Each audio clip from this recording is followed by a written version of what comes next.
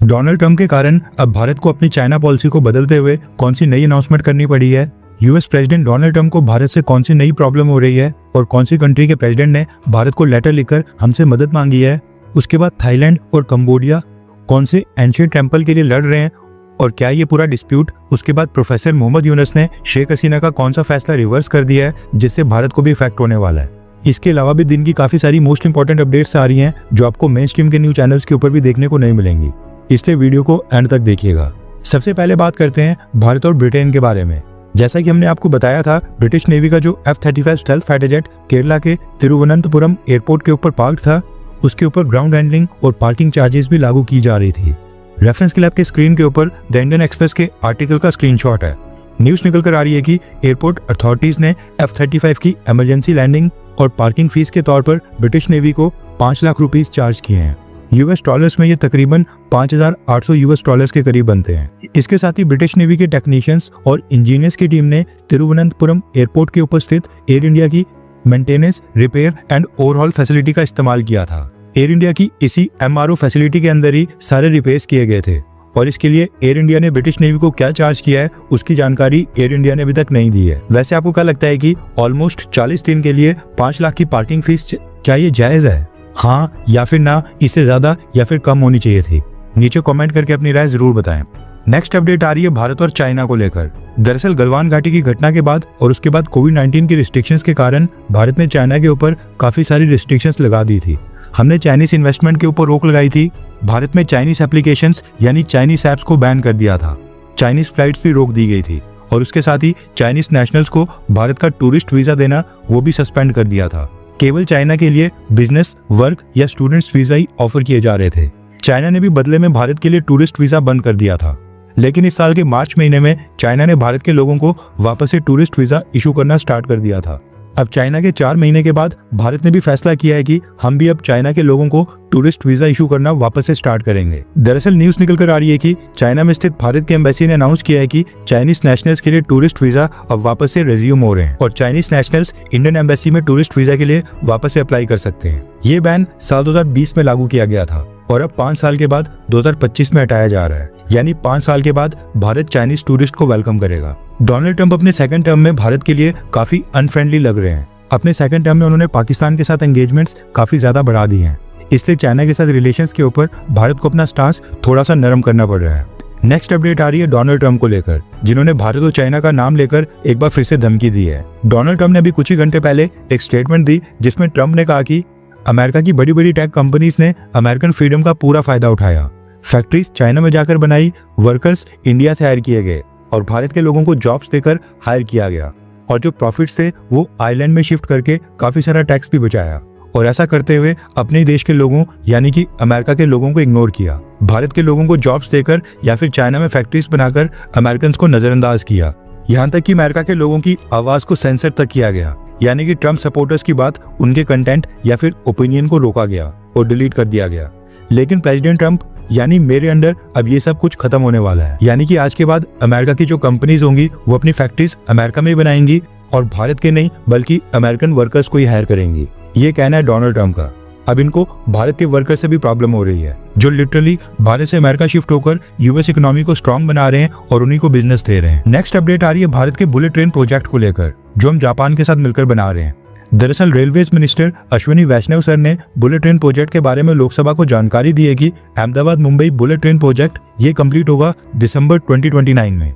इसके साथ ही रिपोर्ट में ये भी मेंशन किया गया है कि न सिर्फ महाराष्ट्र में लैंड एक्विजिशन के कारण लेट हो रहा है बल्कि गुजरात वाली साइड भी काम में काफी डिलेज हो रहे हैं। इस पूरे प्रोजेक्ट की कॉस्ट 1,10,000 करोड़ रुपीज थी, मगर जून महीने तक यानी कि पिछले महीने तक इस पूरे प्रोजेक्ट के ऊपर 78,800 करोड़ रुपीज ऑलरेडी खर्च हो गए हैं, यानी कि 70% पैसा अभी तक इन्वेस्ट हो गया है। लेकिन इस प्रोजेक्ट को कंप्लीट करने में अभी भी 4 से 5 साल का समय बचा हुआ है। माना जा रहा है कि प्रोजेक्ट की कॉस्ट एस्टिमेट से काफी ऊपर जाने वाली है। नेक्स्ट अपडेट आ रही है भारत और फलस्तीन को लेकर। जैसा कि आपको पता है, भारत इजराइल के साथ साथ फलस्तीन का भी काफी ख्याल रखता है और हर साल हम मिलियन ऑफ डॉलर्स, कई टन ह्यूमैनिटेरियन रिलीफ मटेरियल फलस्तीन और गाजा के लोगों के लिए भी भेजते हैं। न्यूज निकल कर आ रही है कि फलस्तीन के प्रेसिडेंट महमूद अब्बास ने भारत के प्रधानमंत्री मोदी जी को एक लेटर लिखकर गाजा में और उसके साथ ही फलस्तीन इजराइल के फाइनेंशियल डिस्प्यूट के ऊपर मदद मांगी है। इस लेटर के बारे में फलस्तीन के भारत में एम्बेसडर अब्दुल्ला एम अबू शावेश ने बताया है। फलस्तीन के एम्बेसडर ने कहा है कि फलस्तीन के प्रेसिडेंट महमूद अब्बास ने प्रधानमंत्री मोदी से रिक्वेस्ट की है कि मोदी जी इजराइल और Israeli prime minister Benjamin Netanyahu के ऊपर प्रेशर डालें ताकि गाजा के लोगों तक ह्यूमैनिटेरियन रिलीफ मटेरियल पहुंचाया जा सके। इजराइल गाजा के लोगों तक रिलीफ मटेरियल पहुंचाने का एक्सेस दे दे। इसके साथ ही फलस्तीन ने यह भी आरोप लगाया है कि इजराइल ने पिछले 3 महीने से फलस्तीन की $2 बिलियन से ज्यादा की टैक्स मनी ब्लॉक कर दी है। भारत इजराइल के ऊपर प्रेशर डालकर ये टैक्स मनी रिलीज करवाने में मदद करे। अभी जो लेटर के बारे में जानकारी दी है ये फलस्तीन के भारत में एम्बेसडर की तरफ से आई है और ये लेटर अभी वीडियो रिकॉर्ड करते वक्त पब्लिक डोमेन में नहीं आया है और भारत का विदेश मंत्रालय जब इसके बारे में कोई स्टेटमेंट देगा तो हम उसको भी कवर करेंगे। और जहां तक बात है इजराइल के ऊपर प्रेशर डालने की, अब इजराइल यहाँ पर यूएस प्रेसिडेंट डोनाल्ड ट्रंप और अमेरिका की बात नहीं मानता है तो भारत की तो दूर की बात है। नेक्स्ट अपडेट आ रही है गूगल की भारत को लेकर अनाउंसमेंट से रिलेटेड। दरअसल न्यूज निकल कर आ रही है कि गूगल अमेरिका से बाहर अपना सबसे बड़ा डेटा सेंटर भारत में बनाने जा रहा है, यानी अमेरिका के बाद भारत वाला डेटा सेंटर दुनिया में सेकंड लार्जेस्ट होने वाला है। गूगल ने भारत में अपने डेटा सेंटर के लिए लोकेशन चुनी है आंध्र प्रदेश। न्यूज निकल कर आ रही है कि आंध्र प्रदेश के विशाखापट्टनम में गूगल का ये डेटा सेंटर बनेगा। अब ये भारत के लिए बहुत ही बड़ी अचीवमेंट है। वैसे जिनको नहीं पता उनकी जानकारी के लिए बता दूं कि डेटा सेंटर एक ऐसी जगह होती है जहां पर बहुत सारे पावरफुल कंप्यूटर्स और सर्वर्स एक साथ रखे जाते हैं जो कि इंटरनेट के ऊपर चलने वाली वेबसाइट्स, एप्लीकेशंस, वीडियोस और कई तरह की सर्विसेज को रन करते हैं।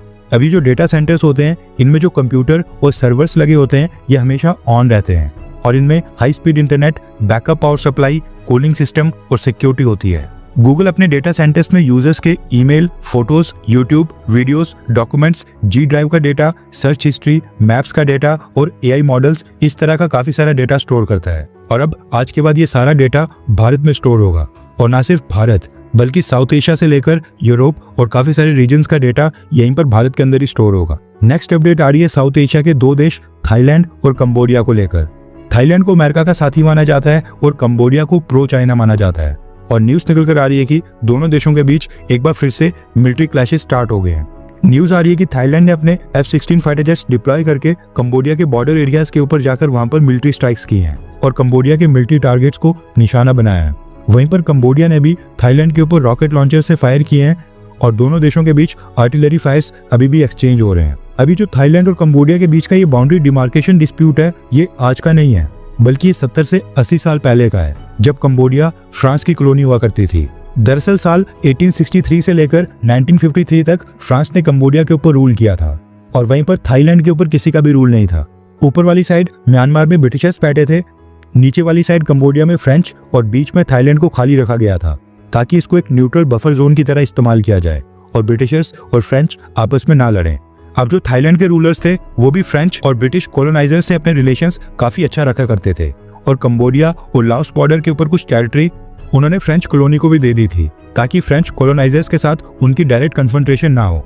अभी जो बाउंड्री डिस्प्यूट है ये वहीं से स्टार्ट होता है क्योंकि थाईलैंड और कंबोडिया का बॉर्डर और मैप का बड़ा हिस्सा फ्रेंच कॉलोनाइजर्स ने ड्रॉ किया था और तब से ये डिस्प्यूट चले आ रहा है क्योंकि फ्रांस ने उस समय एक डिस्प्यूटेड एरिया को सीधा कंबोडिया के मैप में ही ड्रॉ करके कंबोडिया को दे दिया था, जबकि थाईलैंड तब से इस चीज को नहीं मान रहा है और उसके ऊपर क्लेम कर रहा है। अब जो फ्रेंच कॉलोनाइजर्स थे वो तो बिना इस मसले को सॉल्व किए यहाँ से चले गए, लेकिन अभी भी ये डिस्प्यूट दोनों कंट्रीज के बीच में जारी है। अब जिस लैंड के ऊपर दोनों देश अपना अधिकार बता रहे हैं वहां पर कई सारे एंशिएंट हिंदू टेम्पल्स हैं। साउथ एशिया में बुद्धिज्म से पहले हिंदू रिलीजन काफी तेजी से वहां पर फैल रहा था और यहाँ पर कई सारे हिंदू टेम्पल्स बनाए गए थे जो आज भी टूरिस्ट डेस्टिनेशंस के तौर पर काफी ज्यादा पॉपुलर हैं।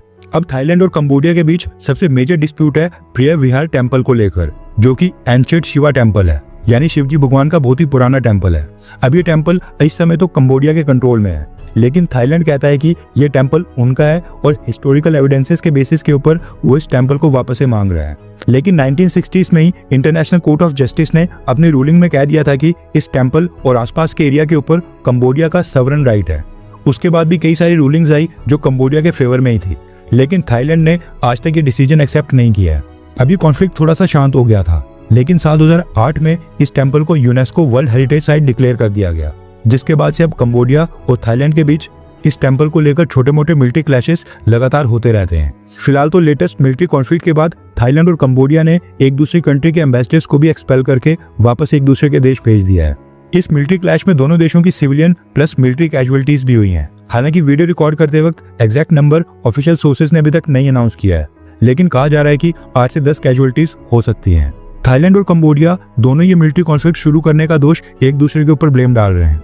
नेक्स्ट अपडेट आ रही है बांग्लादेश और पाकिस्तान को लेकर। पाकिस्तान का होम मिनिस्टर मोहसिन नकवी बांग्लादेश की विजिट के ऊपर आया है और इसी विजिट में मोहसिन नकवी ने बांग्लादेश के एक्टिंग होम मिनिस्टर के साथ काफी सारे एग्रीमेंट साइन कर लिए हैं जो शेख हसीना ने प्राइम मिनिस्टर रहते हुए ब्लॉक किए थे। बांग्लादेश और पाकिस्तान ने अब एक दूसरी कंट्रीज के डिप्लोमेट्स और सरकारी ऑफिशियल्स को वीजा फ्री एंट्री देने का फैसला किया है। यानी जो पाकिस्तान की सरकार के लोग होंगे या फिर पाकिस्तान की सरकार जिसको भी ऑफिशियल वीजा देगी उनको बांग्लादेश की एम्बेसी में जाकर वहां पर वीजा अप्लाई या फिर वीजा लेने के लिए वहां पर वेट नहीं करना पड़ेगा। और माना जा रहा है कि ये चीज ISI के लिए काफी बेनिफिशियल साबित होगी। पाकिस्तान की इंटेलिजेंस एजेंसी के लोग सरकार से वीजा लेकर बिना किसी रिस्ट्रिक्शंस के अब पाकिस्तान से बांग्लादेश आ जा सकेंगे और ये भारत के लिए काफी बड़ी चिंता का विषय है। इसके साथ ही दोनों देशों की सेनाओं के साथ साथ अब पाकिस्तान और बांग्लादेश की पुलिस भी एक साथ ट्रेनिंग करेंगी। Counter terrorism, internal security, police training, drug control और ह्यूमन ट्रैफिकिंग कंट्रोल को लेकर पिछले कल दोनों देशों ने ज्वाइंट कमेटी बनाकर आपस में ट्रेनिंग प्रोग्राम स्टार्ट करने का फैसला किया है। बांग्लादेश पुलिस की टीम पाकिस्तान की नेशनल पुलिस एकेडमी में वहां पर जाकर कुछ कोर्सेज और ट्रेनिंग प्रोग्राम में भी हिस्सा लेने वाली है। और ये चीज बांग्लादेश की पिछली प्राइम मिनिस्टर यानी कि ex prime minister Sheikh Hasina ने अपने समय के ऊपर ब्लॉक की थी, जिसको बांग्लादेश की इंटरिम गवर्नमेंट ने पाकिस्तान के साथ साइन कर लिया है। हर 24 घंटे के अंदर जियोपॉलिटिक्स में बड़े फेरबदलाव और उलटफेर हो रहे हैं और भारत के लिए नए चैलेंजेस आ रहे हैं। कोई देश अपने फैसले से पलट रहा है तो कोई देश ब्लैकमेलिंग के ऊपर उतर आया है। सभी देश एक दूसरे को नीचे लगाने की कोशिश कर रहे हैं। इन सब के बीच हमारा भारत किसी भी देश से पीछे न रह जाए, इसके लिए मोदी सरकार लगातार कोशिशें कर रही है। एंड भारत की foreign policy, defence news, economy और ग्लोबल अफेयर्स का सही एनालिसिस हमारे चैनल इंडियन अफेयर्स का मिशन है और ये मिशन आपके सपोर्ट के बिना अधूरा है। इंडियन अफेयर्स हिंदी के ऊपर हम सभी फैक्ट्स और डेटा बिल्कुल सरल भाषा में एनालाइज करते हैं बिना किसी एजेंडा के। अगर आप चाहते हैं कि इंडियन अफेयर्स का सही और ऑथेंटिक एनालिसिस आप तक लगातार पहुंचे तो इस वीडियो को लाइक करें और हमारे चैनल इंडियन अफेयर्स को सब्सक्राइब करके बेल नोटिफिकेशन ऑन करना मत भूलिए। आपका एक लाइक हमारे चैनल को ग्रो करने में काफी मदद करेगा और एक सब्सक्राइब ये सुनिश्चित करेगा कि आप किसी भी इंपॉर्टेंट अपडेट को मिस ना करें। अगर आपने हमारे चैनल को पहले से सब्सक्राइब किया है तो दिल से धन्यवाद। जय हिंद, वंदे मातरम।